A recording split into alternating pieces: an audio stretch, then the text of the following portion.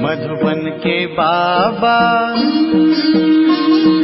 मधुबन के बाबा मुरली वाले, आपका क्या कहना, आपका क्या कहना। मधुबन के बाबा मुरली वाले, आपका क्या कहना।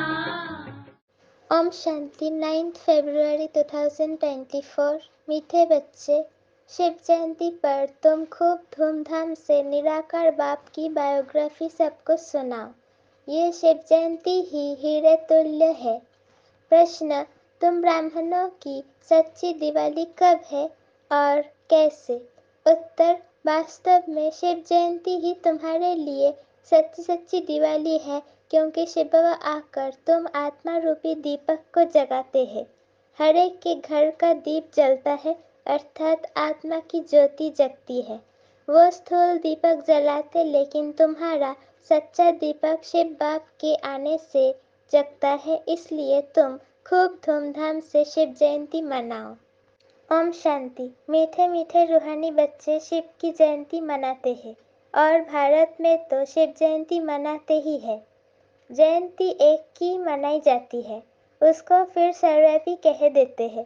अब सर्वव्यापी की जयंती तो हो न सके। जयंती कब मनाई जाती है? जब गर्भ से बाहर आते हैं। शिव जयंती मनाते तो जरूर है, आर्य समाजी भी मनाते हैं। अभी तुम मनाएंगे, अर्थात 2024 में 88वीं जयंती। गोया 88 वर्ष हुआ जयंती को। जन्मदिन तो सबको याद रहता है, फलाने दिन ये गर्भ से बाहर आया। अब शिव बाबा की तुम 88वीं जयंती मनाएंगे। वो तो है निराकार, उनकी जयंती कैसे हो सकती है? इतने बड़े बड़े मनुष्यों के पास निमंत्रण कार्ड जाते हैं, कोई को पूछना तो चाहिए जयंती कैसे मनाते हो। उनसे जन्म कब और कैसे लिया, फिर उसके शरीर का नाम क्या रखा, परंतु ऐसे पत्थर बुद्धि है जो कभी पूछते नहीं है।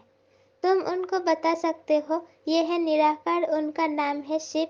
तुम शालिग्राम बच्चे हो, जानते हो इस शरीर में शालिग्राम है, नाम शरीर का पड़ता है, वो है परमात्मा शिव।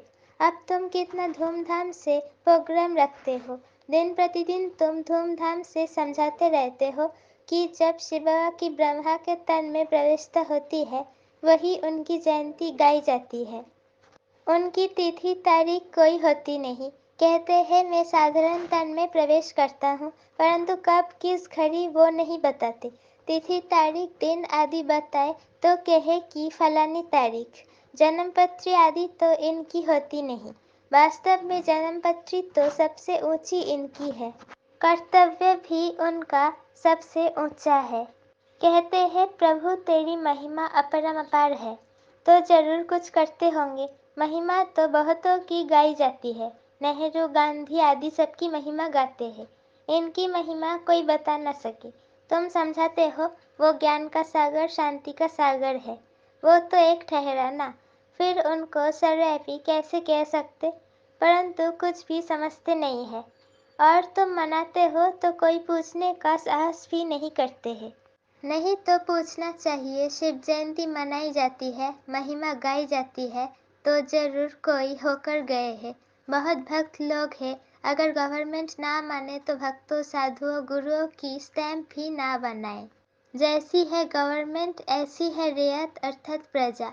अभी तुम बच्चों को बाप की बायोग्राफी का भी अच्छी तरह मालूम पड़ा है। तुमको जितना फख्र रहता है उतना और कोई को नहीं रह सकता।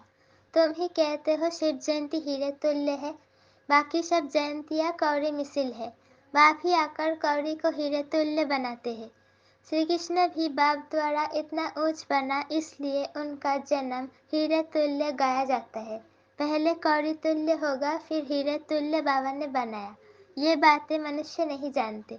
उनको ऐसा वर्ल्ड का प्रिंस किसने बनाया, तो ये भी समझना चाहिए। श्री कृष्ण जन्माष्टमी मनाते हैं, बच्चा तो माता के गर्भ से ही बाहर निकला, उनको टोकरी में ले गए। अब श्री कृष्ण तो वर्ल्ड प्रिंस था, फिर उनको डर काहे का? वहाँ कंस आदि कहाँ से आया? ये बातें सब शास्त्रों में लिख दी है। अब तुमको अच्छी रीति समझाना चाहिए। समझाने की युक्तियाँ बहुत अच्छी चाहिए। सब एक जैसा नहीं पढ़ा सकते। युक्ति युक्त ना समझाने से और ही डिस्टर्बिस होती है। अब शिव जयंती मनाई जाती है तो जरूर शिव की ही महिमा करेंगे। गांधी जयंती पर गांधी की ही महिमा करेंगे और कुछ सूझेगा नहीं। अब शिव जयंती तुम मनाते हो तो जरूर उनकी महिमा, उनकी बायोग्राफी व जीवन चरित्र भी होगा। तुम उस दिन उनका ही जीवन चरित्र बैठ सुनाओ। जैसे बाप कहते हैं, मनुष्य कोई पूछते भी नहीं है कि शिव जयंती कैसे शुरू हुई। उसका कुछ भी वर्णन है नहीं। उनकी महिमा तो अपरंपार गाई जाती है। शिव बाबा को भोलानाथ कहे बहुत महिमा करते हैं। वो तो भोला भंडारी है। वो लोग शिव शंकर कह देते हैं। शंकर को भोलानाथ समझ लेते हैं। वास्तव में भोलानाथ शंकर तो नहीं लगता। उनके लिए तो कहते हैं, आँख खोली तो विनाश हुआ। धतूरा खाते उनको फिर भोलानाथ कैसे कह सकते। महिमा तो एक ही होती है। तुमको शिव के मंदिर में जाकर समझाना चाहिए। वहाँ बहुत लोग आते हैं तो शिव का जीवन चरित्र सुनाना है। कहते हैं भोला भंडारी शिव बाबा।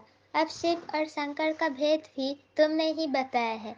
शिव की पूजा होती है शिव के मंदिर में, तो वहाँ जाकर तुमको शिव की जीवन कहानी बतानी है। जीवन कहानी अक्षर सुनकर कोई का माथा ही चक्रित हो जाएगा कि शिव की जीवन कहानी कैसे सुनाएंगे, तो मनुष्य वंडरफुल बात समझ बहुत आएंगे। बोलो, निमंत्रण पर जो आएंगे उनको हम निराकार परमपिता परमात्मा की जीवन कहानी बताएंगे। गांधी आदि की भी बायोग्राफी सुनते हैं ना। अभी तो महिमा करेंगे शिव की तो मनुष्यों की बुद्धि से सर्वव्यापी की बात उड़ जाएगी। एक की महिमा फिर दूसरे से मिल न सके। ये जो मंडप बनाते हैं व प्रदर्शनी करते हैं, वो कोई शिव का मंदिर तो है नहीं। तुम जानते हो सच्चे सच्चा शिव का मंदिर वास्तव में ये है, जहाँ रचता खुद बैठ रचता और रचना के आदि मध्य अंत का राज समझाते हैं। तुम लिख सकते हो रचता की जीवन कहानी और रचना के आदि मध्य अंत का राज अथवा हिस्ट्री सुनाएंगे। हिंदी अंग्रेजी में लिखत हो। बड़े बड़े के पास जाएंगे तो वंडर खाएंगे कि ये कौन है जो परमपिता परमात्मा की बायोग्राफी बताते हैं। सिर्फ रचना के लिए तुम कहेंगे तो समझेंगे प्रलय हुई फिर रचना नहीं रची। परंतु नहीं, तुमको तो समझाना है बाप पतितों को आकर पावन बनाते हैं तो मनुष्य वंडर खाएंगे। शिव के मंदिर में भी बहुत आएंगे। हाल व मंडप बड़ा होना चाहिए। भल तुम प्रभात फेरी निकालते हो, उसमें भी ये लक्ष्मी नारायण का राज्य किसने स्थापन किया, उन्हों को ये समझाना है। निराकार शिव बाबा जो सभी आत्माओं का बाप है, वो ही आकर राजयोग सिखाते हैं। ऐसे ऐसे विचार सागर मंथन करना चाहिए कि कैसे शिव के मंदिर में जाकर सर्विस करनी चाहिए। शिव के मंदिर में सवेरे पूजा करते हैं। घंटे आदि भी सवेरे बजते हैं। शिव बाबा भी प्रभात के समय आते हैं। आधी रात नहीं कहेंगे। उस समय तुम ज्ञान भी नहीं सुना सकते हो क्योंकि मनुष्य सोए रहते हैं। रात को फिर भी मनुष्यों को फुर्सत होती है। बत्तियाँ आदि भी जलती है। रोशनी भी अच्छी करनी चाहिए। शिव बाबा आकर तुम आत्माओं को जगाते हैं। सच्ची दीपावली तो ये है, हर एक के घर का दीप जलता है, यानी आत्मा की ज्योति जगती है। वो तो घर में स्थूल दीपक जलाते हैं, परंतु दीपावली का वास्तव में अर्थ ये है। कोई कोई का दीपक तो बिल्कुल जगता नहीं। तुम जानते हो हमारा दीपक कैसे जगता है। कोई मरता है तो दीवा जलाते हैं कि अंधियारा ना हो, परंतु पहले तो आत्मा का दीपक जगे तब अंधियारा ना हो, नहीं तो मनुष्य घोर अंधियारे में है। आत्मा तो सेकंड में एक शरीर छोड़ दूसरा लेती है। अंधियारे आदि की इसमें बात ही नहीं। ये भक्ति मार्ग की रस्म है। घृत खलास होने से दीवा बुझ जाता है। अंधियारे का भी अर्थ कुछ समझते नहीं है। पितृ आदि खिलाने का भी अर्थ नहीं समझते हैं। आगे आत्माओं को बुलाते थे, कुछ पूछते थे, अभी इतना नहीं चलता है। यहाँ भी आते हैं, कोई कोई समय कुछ बोल देते हैं। बोलो तुम सुखी हो, तो कहेंगे हाँ जी। सो तो जरूर यहाँ से जो जाएंगे अच्छे घर में ही जन्म लेंगे। जन्म जरूर अज्ञानी के घर में लेंगे, ज्ञानी के घर में तो जन्म ले नहीं सकते, क्योंकि ज्ञानी ब्राह्मण तो बिकार में जा नहीं सकता, वो तो पवित्र है। बाकी हाँ, अच्छे सुखी घर में जाकर जन्म लेंगे। विवेकी भी कहता है, जैसी अवस्था वैसा जन्म, फिर वहाँ अपना जलवा दिखाते हैं। फल शरीर छोटा है, इसलिए बोल न सके, थोड़ा बड़ा होने से ज्ञान का जलवा दिखाएंगे जरूर।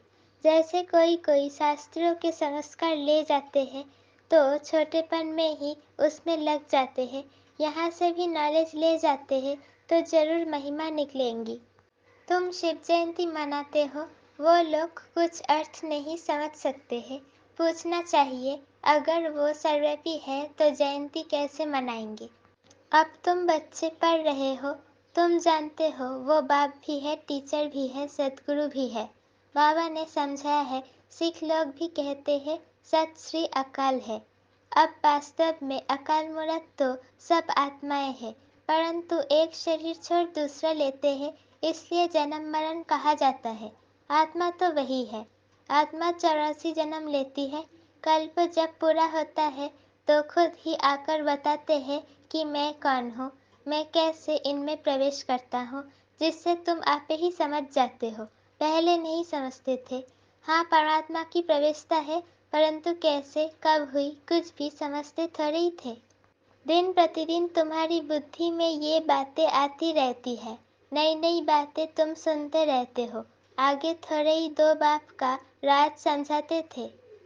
आगे तो जैसे बेबियाँ थी। अभी भी बहुत कहते हैं, बाबा हम 2 दिन का आपका बच्चा हूँ, इतने दिन का बच्चा हूँ। समझते हैं जो कुछ होता है कल्प पहले में से, इसमें बड़ी नॉलेज है। समझने में भी समय लगता है। जन्म ले फिर मर भी पड़ते हैं। 2 मास 8 मास का हो मर भी पड़ते हैं। तुम्हारे पास आते हैं, कहते हैं ये राइट है, वो हमारा बाप है, हम उनकी संतान है। हाँ हाँ कहते हैं, बच्चे लिखते भी है। तुम प्रभावित बहुत हो जाते हैं।